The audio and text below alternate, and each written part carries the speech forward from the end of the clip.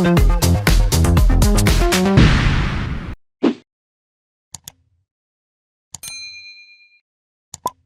sommes à la basilique mineure Marie-Reine des Apôtres de Volier. Et ici, quand on dit basilique mineure, on le comprend déjà, c'est l'église catholique romaine. À la paroisse Saint-Esprit de Volier, un groupe d'action catholique met en pratique ces fondements de la foi chrétienne, c'est-à-dire la foi catholique.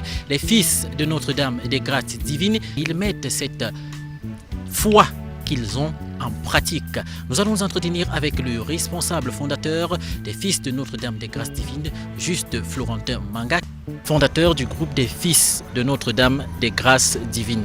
Comment se porte la chasteté dans le groupe? La chasteté n'a pas une mesure, il n'y a pas un chasteté 10 mètres, si on peut dire comme ça. Mais disons que nous sommes joyeux de pouvoir être, on peut dire, des missionnaires de la chasteté.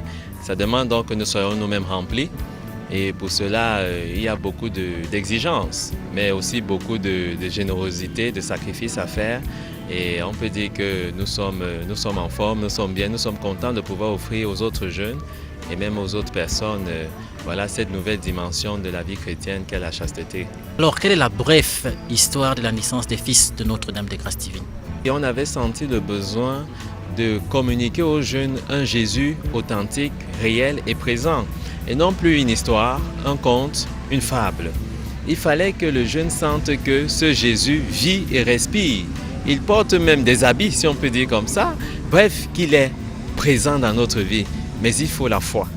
Et c'est une question qui n'est pas encore achevée. Après la chasteté sur laquelle vous mettez un accent, il y a le festival. Pourquoi le festival? Le festival est un fruit de notre apostolat. Notre apostolat a 3 accents, 3 piliers. L'attachement à Jésus, et pour s'attacher à Jésus, il faut la chasteté. L'école de Marie, et justement le festival est un fruit de l'école de Marie, puisque le festival consiste à dire aux autres personnes les merveilles que Dieu fait. Vous vous souvenez, Marie va chez Élisabeth et elle dit à sa cousine, le Seigneur fit pour moi des merveilles. Le festival, donc, c'est une façon de réaliser encore à nouveau la visitation, pour dire aux autres, voilà ce que le Seigneur fait de beau dans votre vie, d'où le lien. Et le 3e pilier, c'est la charité, c'est-à-dire être pour l'autre un don et reconnaître l'autre aussi comme un don pour soi-même. Il ne s'agit pas d'être attaché à Jésus et de mépriser son frère, mais on en a marre de ces chrétiens, de ces catholiques qui se connaissent le numéro du pape par cœur, mais qui sont incapables des actes de charité authentiques et simples. Festival de la foi. C'est le festival, c'est la foi qui fait son festival ou c'est les chrétiens qui montrent leur foi? Alors, l'un et l'autre, l'un appelle l'autre. C'est vraiment la foi qui se célèbre. La foi doit se célébrer, c'est une célébration. Et puis il y a aussi une célébration de la foi. Pour dire que si on a des chrétiens tristes, alors il y a une triste foi. Mais une triste foi, je crois que c'est une affaire pour les démons et pour le royaume des ténèbres. Le royaume de la lumière que nous voulons et que nous appelons de tous nos voeux par notre apostolat sur cette terre demande une foi joyeuse qui se célèbre. Nous voulons donc être comme une aide précieuse à cette invitation que le pape a adressée à tous les chrétiens à repartir de la foi du Christ. Catholique, en vérité, pourquoi? Ce n'est pas pour dire que c'est une nouvelle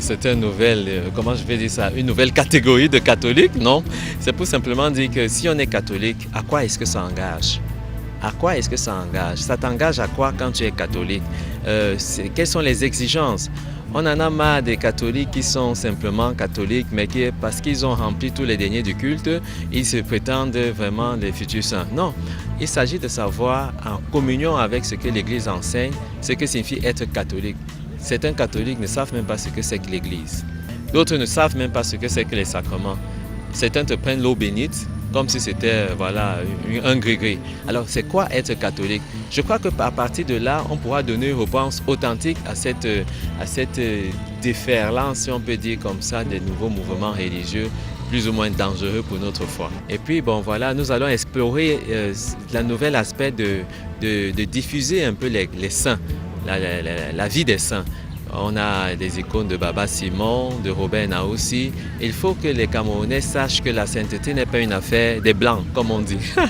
Alors quel message à tous les autres jeunes, catholiques et non catholiques bien évidemment? Et oui, parce que certains pensent qu'être catholique, c'est une catégorie. Non.